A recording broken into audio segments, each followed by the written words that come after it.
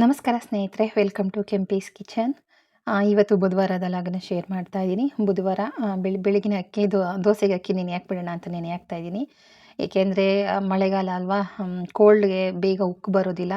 ಬೇಗನೆ ರುಬ್ಬಿಟ್ಬಿಟ್ರೆ ಚೆನ್ನಾಗಿರುತ್ತೆ ಅಂದ್ಬಿಟ್ಟು ಬೆಳಿಗ್ಗೆನೇ ನೆನೆ ಹಾಕ್ತಾ ಇದ್ದೀನಿ. ಬನ್ನಿ ವಿಡಿಯೋ ಶುರು ಮಾಡೋಣ.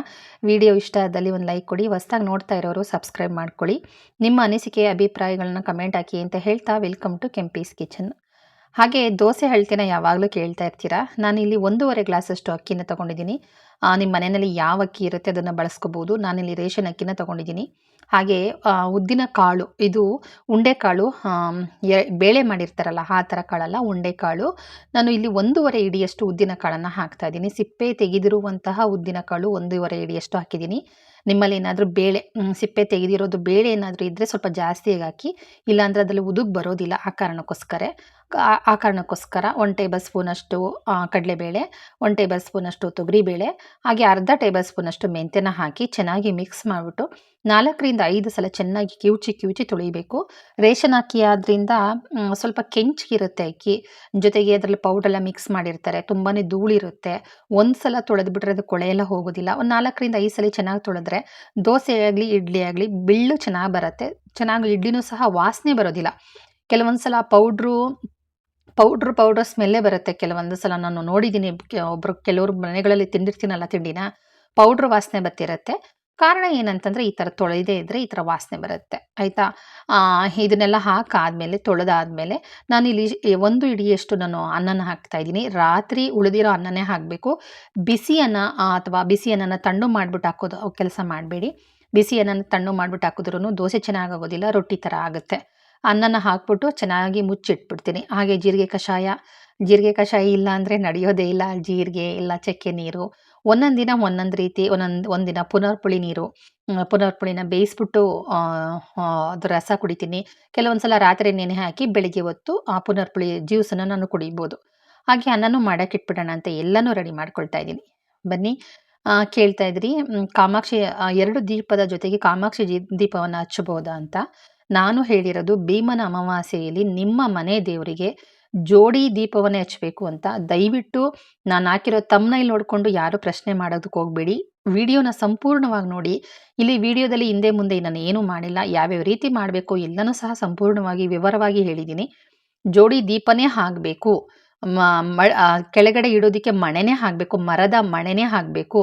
ಬೇರೆ ಫೈಬರ್ ಮಣೆ ಇಡೋದು ಅಥವಾ ಮೆಟಲ್ ಮಣೆಗಳೆಲ್ಲ ಬಂದಿರ್ತಲ್ಲ, ಸಿಲ್ವರ್ ಥರ ಮೆಟಲ್ ಮಣೆಗಳೆಲ್ಲ ಬಂದಿರುತ್ತಲ್ಲ, ಅದೆಲ್ಲ ಇಡೋದಕ್ಕೆ ಹೋಗಬೇಡಿ. ಯಾವುದಾದ್ರೂ ದಯವಿಟ್ಟು ಮರದ ಒಂದು ಮಣೆಯನ್ನು ಹಿಡಿ. ಮೇಲ್ಗಡೆ ಎಲ್ಲ ಅಣಿಸಿರ್ತಾರಲ್ಲ ಲ್ಯಾಮಿನೇಷನ್ ಥರ, ಆ ಥರ ಎಲ್ಲ ಮಣೆನೇ ಇಡೋದಕ್ಕೆ ಹೋಗಬೇಡಿ. ಮರದ ಮಣೆನೇ ಆಗಬೇಕು. ಈಗ ನಾನು ತರಕಾರಿ ಕಟ್ ಮಾಡ್ತಿದ್ದೀನಲ್ಲ, ಆ ಥರ ಮಣೆ ಇದ್ದರೆ ಸಾಕು. ಆ ಥರ ಮಣೆ ಇದ್ದರೆ ಚೆನ್ನಾಗಿ ಚೌಕಟ್ಟಾಗಿದ್ದರೆ ಆ ಥರ ಮಣೆ ಇಟ್ಟು ಇಡಿ. ಬೇರೆ ಥರ ಏನನ್ನೂ ಇಡೋಕೆ ಹೋಗಬೇಡಿ. ನೆಲದಲ್ಲಂತೂ ಪೂಜೆ ಮಾಡೋಕ್ಕೆ ಹೋಗಬೇಡಿ. ಜೋಡಿ ದೀಪನೇ ಆಗಬೇಕು, ಒಂಟಿ ದೀಪ ಆಗಬಾರ್ದು. ಕಾಮಾಕ್ಷಿ ದೀಪನ ಅದ್ರ ಜೊತೆಗೆ ಹಚ್ಬೋದಾ ಅಂತಂದರೆ ನಿಮ್ಮ ಮನೆಯಲ್ಲೇ ಹಚ್ಕೋಬೋದು. ಆದರೆ ಭೀಮನ ಅಮಾವಾಸ್ಯೆ ದಿನ ಜೋಡಿ ದೀಪದ ಜೊತೆಗೆ ಕಾಮಾಕ್ಷಿ ದೀಪ ಆಗಲಿ ಮತ್ತೊಂದೇ ಆಗಲಿ ಮಗದೊಂದೇ ಆಗಲಿ ಹಚ್ಚಬೇಡಿ. ಜೋಡಿ ದೀಪವನ್ನು ಜೊತೆಯಲ್ಲಿ ಇಟ್ಟೇ ಪೂಜೆ ಮಾಡಬೇಕು. ಆ ಕಡೆ ಒಂದು ಈ ಕಡೆ ಒಂದು ಹಚ್ಚಿ ಪೂಜೆ ಮಾಡೋ ಹಾಗಿಲ್ಲ. ಎಲ್ಲನೂ ವಿವರವಾಗಿ ನಿನ್ನೆ ವಿಡಿಯೋದಲ್ಲಿ ಹೇಳಿದ್ದೀನಿ. ಆ್ಯಕ್ಚುಲಿ ನೀವು ತಮ್ನೈಲ್ ನೋಡಿಬಿಟ್ಟು ಕೇಳ್ತೀರಾ ಅನಿಸುತ್ತೆ. ಅದನ್ನು ಸಂಪೂರ್ಣವಾಗಿ ವಿವರವಾಗಿ ಹೇಳಿದ್ದೀನಿ, ಖಂಡಿತ ನೋಡಿ. ಆದರೆ ನಾನು ಹೇಳೋದು ಒಂದೇ, ಮನೆ ದೇವರು ಗೊತ್ತಿಲ್ಲ ನನಗೆ, ತಿಳಿದಿಲ್ಲ ಅಂತ ಅಂದ್ಕೊಳ್ಳೋಕೆ ಹೋಗಬೇಡಿ. ಹುಡುಕಿ, ಮನೆ ದೇವರು ಗೊತ್ತಿಲ್ಲ ಅಂದ್ರೂ ಹುಡುಕಿ ಮನೆ ದೇವರನ್ನ ಪೂಜೆಯನ್ನು ಮಾಡಿ. ಹಾಗೆ ಎಲ್ಲರಿಗೂ ಮುಂದಿನ ಗುರುವಾರ, ಈಗ ಇವತ್ತಿಗೆ 8 ದಿವಸಕ್ಕೆ ಕರೆಕ್ಟಾಗಿ ದತ್ತಾತ್ರೇಯರ ಸದಾನಂದ ಆಶ್ರಮದಲ್ಲಿ, ಪ್ಯಾಲೇಸ್ ಗುಟ್ಟಳ್ಳಿ, ಚಕ್ರವರ್ತಿ ಲೇಔಟ್, ಬೆಂಗಳೂರು, ಇಲ್ಲಿ ನಮ್ಮ ಆಶ್ರಮದಲ್ಲಿ ಗುರು ಪೌರ್ಣಿಮೆ ದಿನ ಆಶ್ರಮದಲ್ಲಿ ಪೂಜೆ, ಹೋಮ ಹವನ ಎಲ್ಲ ಹೋಮ ಇರೋದಿಲ್ಲ, ಪೂಜೆ, ಆರತಿ, ಮೆರವಣಿಗೆಗಳು, ಡೊಳ್ಳು ಕುಣಿತ ಎಲ್ಲ ಇರುತ್ತೆ. ಖಂಡಿತ ಬಂದು ಬೆಳಗ್ಗೆಯಿಂದನೇ ಶುರುವಾಗಿರುತ್ತೆ. ಖಂಡಿತ ಬಂದು ಭಾಗವಹಿಸಿ. ಬೆಳಗ್ಗೆ ಆರತಿ ಇರುತ್ತೆ, ಮಧ್ಯಾಹ್ನ ಆರತಿ ಇರುತ್ತೆ, ಸಂಜೆನೂ ಆರತಿ ಇರುತ್ತೆ. ಆಮೇಲೆ 3 ಹೊತ್ತು ಪ್ರಸಾದ ಸೇವೆ ಇರುತ್ತೆ. ಜೊತೆಗೆ ರಾತ್ರಿ ಹೊತ್ತು ಜಾಗರಣೆ ಇರುತ್ತೆ. ಖಂಡಿತ ಬನ್ನಿ. ನಾನು ಸಹ ಬೆಳಗ್ಗೆನೇ ಬಂದಿರ್ತೀನಿ. ದಯವಿಟ್ಟು ಬನ್ನಿ ಅಂತಲೇ ಕೇಳ್ತೀನಿ.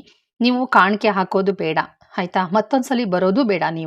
ನಿಮ್ಗಿಷ್ಟ ಆದರೆ ಖಂಡಿತ ಬನ್ನಿ, ನಿಮ್ಗಿಷ್ಟ ಆಗಲಿಲ್ಲ ಅಂದರೆ ಖಂಡಿತ ಬೇಡ. ಆ ದೇವ್ರ ಹತ್ರ ಬಂದು ನಿಮ್ಮ ತಲೆಯನ್ನು ಅವ್ರ ಪಾದಕ್ಕೆ ಒಂದು ಸಲ ಮುಟ್ಟಿಸಿ ಹೋಗಿ, ಅವ್ರ ಪಾದಕ್ಕೆ ಒಂದು ಸಲ ಮುಟ್ಟಿಸಿ ಹೋಗಿ. ನಿಮ್ಗಾಗೋ ಅನುಭವನ ನೀವೇ ಅನುಭವಿಸ್ತೀರಾ. ಆ ಅನುಭವನ ಏನಂತ, ಬದಲಾವಣೆಗಳು ಜೀವನದಲ್ಲಿ ಆಗ್ತಾ ಹೋಗುತ್ತೆ. ನಾವೇನನ್ನ ಅಂದ್ಕೊಂಡಿರ್ತೀವೋ ಅದೆಲ್ಲ ಸಿಗ್ತಾ ಹೋಗುತ್ತೆ ಅಂತಲೇ ಹೇಳ್ತೀನಿ. ಜೀವನದಲ್ಲಿ ಸಣ್ಣ ಪುಟ್ಟ ಬದಲಾವಣೆಗಳು ನಾವು ಆಗಬೇಕು, ಬದಲಾಯಿಸ್ಕೋಬೇಕು. ಯಾವುದೇ ಆದ್ರೂ ನಮ್ಮ ನಮ್ಮ ಅನುಕೂಲಕ್ಕೆ ತಕ್ಕಾಗಿ ನಾವು ಬದಲಾಯಿಸ್ಕೊಳ್ತಾ ಹೋಗಬೇಕು. ಇಲ್ಲ ಅಂತಂದರೆ ಜೀವನದಲ್ಲಿ ತುಂಬಾ ಕಷ್ಟ ಆಗುತ್ತೆ. ತುಂಬ ಅಂದರೆ ತುಂಬಾ ಕಷ್ಟ, ಏಳಿಗೆ ಆಗೋದಕ್ಕೆ ಬಿಡೋದಿಲ್ಲ. ಯಾವುದೇ ಆದರೂ ಅಷ್ಟೇ, ನಾನು ಆಗಲೇ ಹೇಳಿದೆ, ದೀಪದ ಬಗ್ಗೆನೂ ಸಹ ನಿಮಗೆ ತುಂಬ ಸಲ ಹೇಳಿದ್ದೀನಿ. ಮನೆ ದೇವರು ಪೂಜೆ ಮಾಡಬೇಕಾದ್ರೂ ಪ್ರತಿದಿನ ಪೂಜೆ ಮಾಡುವಾಗ ನಮ್ಮ ಮನೆ ದೇವರಿಗೆ ಅಕ್ಷತೆ ಕಾಳನ್ನು ಮಾಡಿ ಹಾಕ್ಕೊಳ್ಳಿ. ಅಕ್ಷತೆ ಒಂದು ಸ್ವಲ್ಪ ಅಕ್ಕಿ ತಗೊಂಡು ಅದಕ್ಕೆ ನೀರನ್ನು ಹಾಕಬೇಡಿ. ಅಕ್ಕಿ ತಗೊಳ್ಳಿ, ಅಕ್ಕಿಗೆ ಒಂದೆರಡು ಡ್ರಾಪ್ ಅಷ್ಟು ತುಪ್ಪವನ್ನು ಹಾಕಿ, ಅದಕ್ಕೆ ಸ್ವಲ್ಪ ಅರಿಶಿಣವನ್ನು ಹಾಕಿ ಚೆನ್ನಾಗಿ ಕಿವುಚಿ. ಅರಿಶಿಣ ಎಲ್ಲ ಚೆನ್ನಾಗಿ ಅಕ್ಕಿ ಮೆತ್ಕೊಳ್ಳುತ್ತೆ. ಪ್ರತಿದಿನ ಬೆಳಿಗ್ಗೆ ಸಂಜೆ ನೀವು ಪೂಜೆ ಮಾಡಬೇಕಾದ್ರೆ ದೇವರಿಗೆ ಅಕ್ಷತೆ ಕಾಳು ಹಾಕಿ. ನೀವು ಹೂವು ಇಲ್ಲದೇ ಇದ್ರೂ ಪರವಾಗಿಲ್ಲ, ಅಕ್ಷತೆ ಕಾಳು ಹಾಕಿ. ಆಮೇಲೆ ನಿಮ್ಮ ಮನೆ ದೇವರಿಗೆ ದಯವಿಟ್ಟು ಗೆಜ್ಜೆ ವಸ್ತ್ರವನ್ನು ಹಾಕೋದನ್ನು ಯಾವುದೇ ಕಾರಣಕ್ಕೂ ಮರಿಬೇಡಿ. ಹಬ್ಬಗಳಲ್ಲಿ ಮಾತ್ರ ಗೆಜ್ಜೆ ವಸ್ತ್ರ ಹಾಕಬೇಕು ಅಂತಿಲ್ಲ. ಪ್ರತಿದಿನವೂ ಗೆಜ್ಜೆ ವಸ್ತ್ರವನ್ನು ಈ ವಾರ ಹಾಕಿದ್ರೆ ನೆಕ್ಸ್ಟ್ ವಾರ ನೀವು ಇದು ಮಾಡ್ಬೋದು, ಗೆಜ್ಜೆ ವಸ್ತ್ರನ ಬದಲಾಯಿಸ್ಬೋದು. ಸೋಮವಾರನೂ ತೊಳೆಯೋದು ದೇವ್ರ ದೀಪನ, ತಿರ್ಗಾ ಗುರುವಾರ ತೊಳೆಯೋದು, ಮತ್ತು ಶನಿವಾರ ತೊಳೆಯೋದು, ಆ ಥರ ಮಾಡಬೇಡಿ. ವಾರಕ್ಕೆ ಒಂದು ಸಲ ದೇವ್ರ ದೀಪವನ್ನು ಕ್ಲೀನ್ ಮಾಡ್ಕೊಳ್ಳಿ. ಆಯಿತಾ? ವಾರಕ್ಕೆ 2 ಸಲ 3 ಸಲ ಕ್ಲೀನ್ ಮಾಡೋದು ಅದೆಲ್ಲ ಮಾಡೋಕ್ಕೆ ಹೋಗಬೇಡಿ. ವಾರಕ್ಕೆ ಒಂದೇ ಸಲ ಮಂಗಳವಾರ ಮಾಡಬೇಡಿ, ಶುಕ್ರವಾರ ಮಾಡಬೇಡಿ. ಅಮಾವಾಸ್ಯೆ ಹುಣ್ಮೆಗಳಲ್ಲಿ ದೇವ್ರ ದೀಪ ಕಳಸ ತೆಗಿಯೋದು, ದೇವರು ಫೋಟೋಗಳು ಪೂಜೆ ಮಾಡೋದು, ಅಂದರೆ ಫೋಟೋಗಳನ್ನ ಒರೆಸೋದು, ನೆಲ ಒರೆಸೋದು ಅದೆಲ್ಲ ಮಾಡೋಕ್ಕೆ ಹೋಗಬೇಡಿ. ಆಯಿತಾ? ಇದರಿಂದ ತುಂಬಾ ಕಷ್ಟ. ಅದನ್ನೆಲ್ಲನೂ ಮಿಕ್ಕ ದಿನಗಳಲ್ಲಿ ಖಂಡಿತ ಮಾಡ್ಕೊಳ್ಳಿ. ವಾರಕ್ಕೊಂದು ಸಲ ಮಾತ್ರ. ಕೆಲವರು ಏನು ಮಾಡ್ತಾರೆ, ಸೋಮವಾರನೂ ದೀಪ ತೊಳಿತಾರೆ, ಮಂಗಳವಾರ ಆದರೆ ಮಂಗಳವಾರನೂ ತೆಗಿತಾರೆ. ಆ ಥರ ತಪ್ಪು ಕೆಲಸವನ್ನು ಮಾಡೋದಕ್ಕೆ ಹೋಗಬೇಡಿ. ಪ್ರತಿದಿನವೂ ನಿಮ್ಮ ಕೈಲಿ ಸಾಧ್ಯ ಆಯಿತು ಅಂತಂದರೆ ಪ್ರತಿದಿನವೂ ದೀಪದ ಬತ್ತಿಯನ್ನು ಬದಲಾಯಿಸಿ. ದಿನ ನೀವು ದೀಪದ ಬತ್ತಿಯನ್ನು ದಿನಕ್ಕೆ ಒಂದೇ ಒಂದು ಸಲ ದೀಪವನ್ನು ಬತ್ತಿಯನ್ನು ಬೆಳಿಗ್ಗೆ ಒಂದು ಸಲ ಬದಲಾಯಿಸಿ ಹಚ್ಚಿ. ಇದರಿಂದ ನಿಮ್ಮ ಜೀವನದಲ್ಲಿ ನಿಮಗೇ ಗೊತ್ತಿಲ್ಲದಿರೋಂತಹ ಕೆಲವೊಂದು ಬದಲಾವಣೆಗಳಾಗುತ್ತೆ. ಆ ಬದಲಾವಣೆಗಳು ನಿಮಗೂ ಸಹ ಅರ್ಥ ಆಗುತ್ತೆ ಅಂತ ಹೇಳ್ತೀನಿ. ಏಕೆಂದರೆ ಈ ಸಣ್ಣ ಸಣ್ಣ ಬದಲಾವಣೆಗಳನ್ನು ನೀವು ಮಾಡ್ಕೋಬೇಕಾಗುತ್ತೆ. ಇತ್ತೀಚಿನ ದಿನಗಳಲ್ಲಿ ನಾನು ಸಹ ಗೆಜ್ಜಸ್ತ್ರವನ್ನು ಹಾಕೋದನ್ನೇ ಬಿಟ್ಟಿದ್ದೀನಿ. ನಾನು ಇನ್ನು ಮುಂದೆ ಖಂಡಿತವಾಗ್ಲೂ ಅದನ್ನು ಕಂಟಿನ್ಯೂ ಮಾಡ್ಕೊಂಡು ಹೋಗ್ತೀನಿ. ಮನೆ ಬಾಗಿಲಿಗೆ ಯಾವಾಗಲೂ ನಮ್ಮ ಮನೆಯಲ್ಲಿ ಗೆಜ್ಜಸ್ತ್ರ ಹಾಕಿರ್ತೀನಿ. ಒಂದು ಏನಂತ ಹೇಳ್ತೀವಿ, ನಮ್ಮ ಮನೆ ಬಾಗಿಲಿನಲ್ಲಿ ಯಾವತ್ತೂ ಖಾಲಿ ಬಿಡಬಾರ್ದು ಅಂತ ಅಲ್ಲಿ ಒಂದು ಶ್ರೀಕಾರ ಬರೆದು ಗೆಜ್ಜಸ್ತ್ರವನ್ನು ಸ್ವಸ್ತಿಗೆ ಬರೆದು ಗೆಜ್ಜಸ್ತ್ರವಂತೂ ಕಂಪಲ್ಸರಿಯಾಗಿ ನಮ್ಮ ಮನೆ ಬಾಗಿಲಲ್ಲಿ ಯಾವಾಗಲೂ ಇರುತ್ತೆ. ಇನ್ನು ಮುಂದೆ ಮನೆ ದೇವ್ರಿಗೂ ಸಹ ನಾನು ಹಾಕ್ಲಿಕ್ಕೆ ಶುರು ಮಾಡ್ತೀನಿ. ತಪ್ಪಿಸ್ಬಿಟ್ಟಿದ್ದೀನಿ, ಮೊದಲೆಲ್ಲ ಹಾಕ್ತಾಯಿದ್ದೆ, ತಪ್ಪಿಸ್ಬಿಟ್ಟಿದ್ದೀನಿ. ಹಾಗೆ ಮಂಗಳವಾರ, ಶುಕ್ರವಾರ, ಅಮಾವಾಸ್ಯೆ, ಹುಣ್ಮೆಗಳಲ್ಲಿ ಯಾವುದೇ ಕಾರಣಕ್ಕೂ ದೇವ್ರ ಮನೆ ಕ್ಲೀನ್ ಮಾಡೋದು, ಧೂಳು ಹೊಡಿಯೋದು ಅದೆಲ್ಲನೂ ಮಾಡೋದಕ್ಕೆ ಹೋಗಬೇಡಿ. ಆದರೆ ಏನೇ ಆದರೂ, ಕಷ್ಟ ಆಗಲಿ ಸುಖ ಆಗಲಿ, ಒಳ್ಳೇದಾಗಲಿ ಕೆಟ್ಟದಾಗಲಿ, ದೇವ್ರಿಗೆ ಮಾತ್ರ ಅಕ್ಷತೆ ಹಾಕಿ ಕೈ ಮುಗಿಯೋದು ಮಾತ್ರ ಯಾವುದೇ ಕಾರಣಕ್ಕೂ ಮರಿಬೇಡಿ. ಚಿಕ್ಕದ್ರಿಂದನೇ ಮಕ್ಕಳಿಗೆ ಅದನ್ನು ಹೇಳ್ಕೊಡ್ತಾ ಬನ್ನಿ. ಪ್ರತಿಯೊಂದು ಅಭ್ಯಾಸನೂ ರೂಢಿಯಾಗುತ್ತೆ, ಹೋಗುತ್ತೆ. ನಮ್ಮ ಮನೆ ದೇವರೇನು, ನಮ್ಮ ಮನೆ ಆಚಾರ ಏನು, ವಿಚಾರ ಏನು, ಪದ್ಧತಿಗಳೇನು, ಅದನ್ನೆಲ್ಲವನ್ನು ತಿಳಿಸ್ಕೊಡ್ತಾ ಬನ್ನಿ. ಇತ್ತೀಚಿನ ದಿನಗಳಲ್ಲಿ ನಾವೆಲ್ಲರೂ ಸಿಂಗಲ್ ಆಗಿ ನಾವಿರ್ತೀವಿ, ಗಂಡ ಹೆಂಡತಿ ಮಕ್ಕಳು ಈ ರೀತಿಯಾಗಿರ್ತೀವಿ. ಮನೆಗಳಲ್ಲಿ ಮುಟ್ಟು ಮೈಲಿಗೆ ಅನ್ನೋದು ಕಡಿಮೆ ಆಗಿದೆ ಇತ್ತೀಚಿನ ದಿನಗಳಲ್ಲಿ. ಡೇಟ್ ಹಾಕ್ತೀವಿ, ದೇವರು ಅದು ನ್ಯಾಚುರಲ್, ಪ್ರಕೃತಿ ನಿಯಮ, ಪ್ರಕೃತಿ ಕೊಟ್ಟಿರೋದು, ದೇವ್ರುಗಳೇ ಹಾಕ್ತಾರೆ. ನಮಗೇನು ಕಟ್ಟು, ಏನು ಒಳಗಡೆ ಹೋಗಿ ಅಡುಗೆ ಮಾಡಿಬಿಟ್ರೆ ನಮ್ಗೇನು ಆಗೋಗುತ್ತೆ, ಮುಡಿಸ್ಕೊಂಡ್ಬಿಟ್ರೆ ಏನಾಗೋಗುತ್ತೆ ಅಂತ ಕೆಲವರು ತಿಳ್ಕೊಂಡು ಅಡುಗೆ ಮಾಡ್ತಾರೆ. ಇನ್ನೂ ಕೆಲವರು ಸ್ನಾನನೇ ಮಾಡೋದಿಲ್ಲ. ನಾವು ಡೇಟ್ ಆಗಿದ್ದೀವಿ ಅಂತ ಗೊತ್ತಾದ ತಕ್ಷಣ ಹೋಗಿ ತಲೆಗೆ ಸ್ನಾನ ಮಾಡಬೇಕು. ಆದರೆ ಕೆಲವರು ಮಾಡೋದೇ ಇಲ್ಲ. ಬಿಡಿ, ನಾನು ಸ್ವಲ್ಪ ಹೊತ್ತು ಎಲ್ಲ ಕೆಲಸ ಮುಗಿಸ್ಕೊಂಡು ಹೋಗಿ ಸ್ನಾನ ಮಾಡ್ತೀನಿ ಅಂತ ಹೇಳ್ತಾರೆ. ದಯವಿಟ್ಟು ಆ ತಪ್ಪನ್ನು ಮಾಡಬೇಡಿ. ಏನೇ ಕೆಲಸ ಮಾಡಿರಿ, ನೀವೇನೇ ಹೆಂಗೆ ಇರಿ, ನೀವು ಆಫೀಸ್ಗೆ ಹೋಗಿದ್ದು ಸಹ ಪ್ಯಾಡನ್ನು ಯೂಸ್ ಮಾಡ್ತೀರಲ್ವ, ಬಂದು ಸ್ನಾನ ಮಾಡಿ. ಬಂದ ತಕ್ಷಣವೇ ಸ್ನಾನ ಮಾಡಿ ನೀವೇನೇನು ತಗೊಂಡು ಹೋಗಿರ್ತೀರೋ ಅದನ್ನೆಲ್ಲ ನೀರು ಗಜ್ಜಿ ಅಂತಲೇ ಹೇಳ್ತೀನಿ. ಹಾಗಾಗಿ ಇದರಿಂದ ನಿಜವಾಗ್ಲೂ ದೋಷ ಉಂಟಾಗೋದಕ್ಕೆ ಮೂಲ ಕಾರಣನೇ ಇದಾಗಿರುತ್ತೆ. ನಿಜ, ನೀವು ಹೇಳ್ತೀರಾ, ಕಮೆಂಟ್ ಹಾಕ್ತೀರಾ ಈ ಮಾತನ್ನು ಕೇಳಿದ ತಕ್ಷಣ. ಪ್ರಕೃತಿ ನಿಯಮ, ವೈದ್ಯಕೀಯವಾಗಿ ಅದನ್ನು ಸಾಬೀತು ಮಾಡಿದ್ದಾರೆ. ದೇವರುಗಳು ಸಹ ಮುಟ್ಟಾಕ್ತಾರೆ.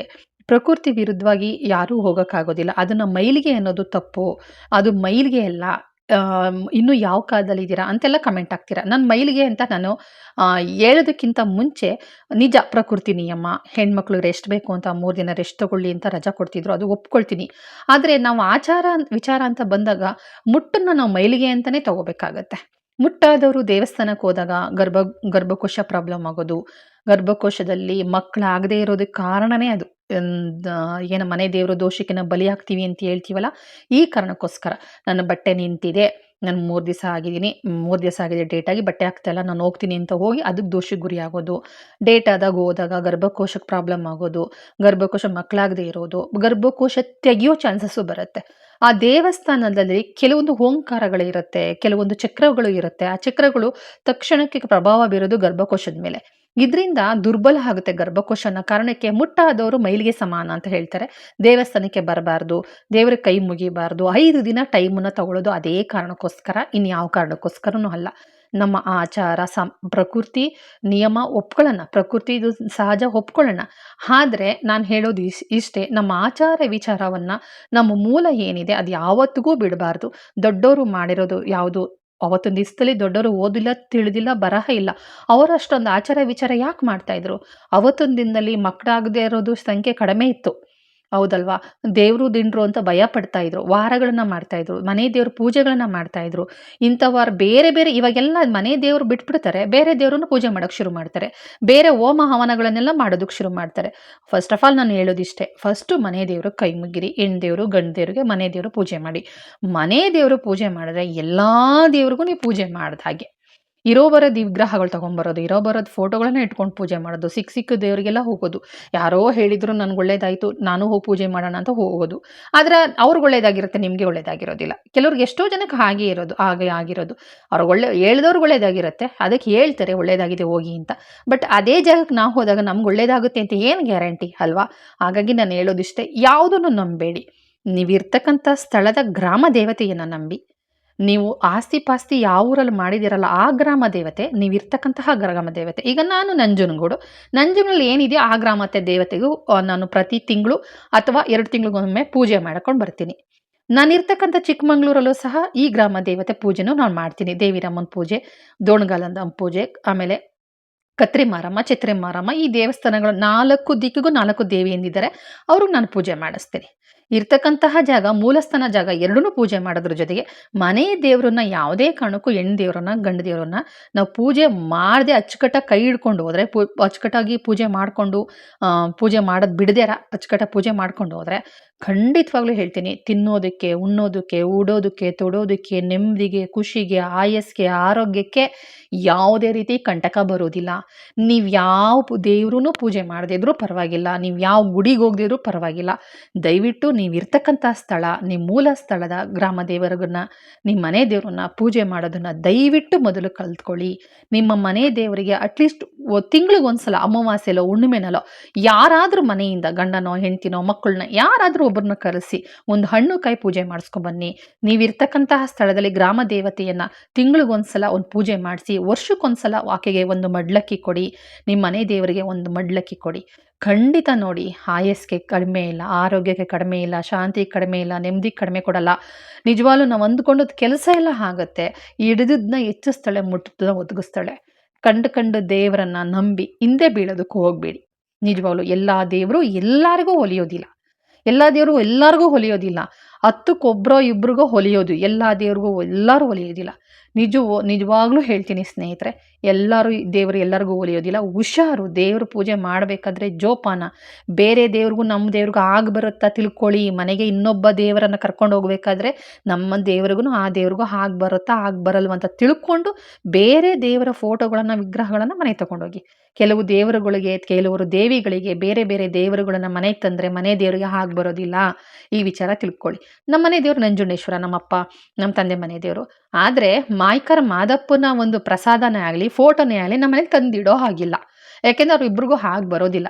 ಪ್ರಸಾದ ತಂದಿಡೋ ಹಾಗಿಲ್ಲ. ಒಂದೇ ದಿನ ಒಂದೇ ಸಲಿಗೆ ನಾವು ನಂಜುಂಡೇಶ್ವರ ಮತ್ತು ಚಾಮುಂಡಿಯಮ್ಮನ ದರ್ಶನ ಮಾಡ್ಕೋಬೋದು. ಅದೇ ನಾವು ಚಾಮುಂಡಿ ದರ್ಶನ ಅಥವಾ ನಂಜುಂಡಪ್ಪನ ದರ್ಶನ ಮಾಡಿಕೊಂಡು ಮಹದೇಶ್ವರ ಬೆಟ್ಟಕ್ಕೆ ಹೋಗೋಂಗಿಲ್ಲ. ಹಿಂಗಾಗಿ ಕೆಲವೊಂದು ಆಚಾರ ಪದ್ಧತಿಗಳನ್ನು ದಯವಿಟ್ಟು ತಿಳ್ಕೊಳ್ಳಿ. ಇದರಿಂದ ದೇವರ ದೋಷಕ್ಕೆ ತುಂಬ ಗುರಿಯಾಗಬೇಕಾಗತ್ತೆ, ದೇವರ ಕೋಪಕ್ಕೆ ಬಲಿಯಾಗಬೇಕಾಗತ್ತೆ. ಇದರಿಂದ ಹೇಳ್ತಿರಲ್ವಾ, ಮಕ್ಕಳಿಗೆ ತೊಂದರೆ ಆಗೋದು, ಮಕ್ಕಳು ಏಳಿಗೆಗೆ, ಎಜುಕೇಷನ್ಗೆ, ಅವರ ಆರೋಗ್ಯಕ್ಕೆ, ಅವ್ರ ನೆಮ್ಮದಿಗೆ, ಅವ್ರ ಜೀವನದಲ್ಲಿ ಕಲಿತಕ್ಕಂತಹ ಕೆಟ್ಟ ಅಭ್ಯಾಸಗಳಿಗೆ ನಾವೇ ದಾರಿ ಮಾಡ್ಕೊಂಡಂಗಾಗುತ್ತೆ. ನಮ್ಮ ಮನೆ ದೇವರು ಕೋಪಕ್ಕೆ ಗುರಿಯಾದರೆ, ನಾವಿರ್ತಕ್ಕಂತಹ ಗ್ರಾಮ ದೇವರ ಕೋಪಕ್ಕೆ ಗುರಿಯಾದರೆ ನಮ್ಮ ಮಕ್ಕಳ ಮೇಲೆ ಹೊಡೆತ ಬೀಳೋದು, ಆರೋಗ್ಯದ ಮೇಲೆ, ಆಯಸ್ಸಿನ ಮೇಲೆ, ಎಜುಕೇಷನ್ ಮೇಲೆ, ಗೌರವದ ಮೇಲೆ, ನೆಮ್ಮದಿ ಮೇಲೆ, ಮಾನ ಮೇಲೆ, ಮರ್ಯಾದೆ ಮೇಲೆ, ಇದೆಲ್ಲದ್ರ ಮೇಲೆ ಕಂಟಕ ಬೀರುತ್ತೆ. ಅವೆಲ್ಲ ನಮಗೆ ಸಿಗೋದಿಲ್ಲ. ಎಷ್ಟೇ ಪ್ರಯತ್ನ ಪಟ್ರೂ, ಎಷ್ಟೇ ಒಳ್ಳೆಯವರಾಗಿದ್ರು ಕೆಟ್ಟವರು ಅಂತ ಯಾಕೆ ಹೇಳ್ತಾರೆ ಹೇಳಿ? ದೋಷ ಪರಿಣಾಮ ಅಂತ ಹೇಳ್ತೀನಿ. ಸ್ನೇಹಿತರೆ, ನನಗೆ ಗೊತ್ತಿರೋವಷ್ಟು ನಾನು ಈ ಕೆಲವೊಂದು ಮಾಹಿತಿಗಳನ್ನ ಕೊಟ್ಟಿದ್ದೀನಿ. ದಯವಿಟ್ಟು ಒಂದು ದೇವರ ಫೋಟೋನ ಮನೆಗೆ ತಗೊಂಡು ಹೋಗ್ಬೇಕಾದ್ರೆ ಹಿರಿಯರನ್ನ ಕೇಳ್ಕೊಳ್ಳಿ. ನಮಗೂ ಆ ದೇವ್ರಿಗೂ ಹಾಗೆ ಬರುತ್ತಂತ ಕೇಳ್ಕೊಂಡು ತಗೊಂಡೋಗಿ, ಬೇರೆ ದೇವ್ರಿಗೆ ಕೈ ಮುಗಿಯೋಕ್ಕೂ ಮುಂಚೆ ನೀವಿರ್ತಕ್ಕಂತಹ ಜಾಗದ ದೇವರಿಗೆ ಕೈ ಮುಗಿದು ಅಡ್ಡಬಿದ್ದು ಅವರ ಒಂದು ಪ್ರಸಾದವನ್ನು ತಗೊಳ್ಳಿ. ಆಮೇಲೆ ನಿಮ್ಮ ಮನೆ ದೇವರು ಕೈ ಮುಗೀರಿ. ಇವೆರಡು ದೇವ್ರೂ ಒಬ್ಬರಾದ್ಮೇಲೆ ಒಬ್ಬರು ಇವೆರಡು ದೇವ್ರಿಗೂ ಮಾಡಲಿಲ್ಲ ಅಂದರೆ ನಿಮಗೆ ಇನ್ಯಾವ ಗುರುಗಳು ಕೈ ಹಿಡಿಯೋದಿಲ್ಲ, ಯಾವ ದೇವರು ನಿಮಗೆ ಕೈ ಹಿಡಿಯೋದಿಲ್ಲ. ನೀವು ಎಲ್ಲಿ ಯಾವ ದೇಶ ಪ್ರಪಂಚ ಸುತ್ಕೊಂಡು ಬನ್ನಿ, ಯಾವ ಮೂಲೆಯಲ್ಲಾದರೂ ಸರಿ, ಯಾರೂ ನಿಮಗೆ ಕೈ ಹಿಡಿಯೋದಿಲ್ಲ. ನಿಮ್ಮ ಮನೆ ದೇವರು ನೀವಿರ್ತಕ್ಕಂಥ ಸ್ಥಳದ ದೇವರು ಅಂತಲೇ ಹೇಳ್ತೀನಿ. ನೀವು ಯಾವ ಮೂಲೆಗೆ ಹೋಗಿಯಪ್ಪ, ಆ ಗ್ರಾಮಕ್ಕೆ ಒಂದು ದೇವರು ಅಂತ ಹೇಳಿ ಇರ್ತಾರಲ್ವ, ಅದು ಕೈ ಮುಗಿರಿ ಅಂತ ಹೇಳ್ತೀನಿ. ಇದು ನನ್ನ ಅನುಭವದ ಮಾತು, ನನ್ನ ಅಜ್ಜಿಯ ಅನುಭವದ ಮಾತು, ನಮ್ಮ ಮನೇಲಿ ನಡೀತಕ್ಕಂತಹ ಪದ್ಧತಿಯ ಮಾತು ಅಂತ ಹೇಳ್ತೀನಿ. ಈ ವಿಡಿಯೋ ಇಷ್ಟ ಆದರೆ ಒಂದು ಲೈಕ್ ಕೊಡಿ. ಹೊಸ್ತಾ ನೋಡ್ತಾ ಇರೋರು ಸಬ್ಸ್ಕ್ರೈಬ್ ಮಾಡ್ಕೊಳ್ಳಿ. Thank you. ನೆಕ್ಸ್ಟ್ ವಿಡಿಯೋದಲ್ಲಿ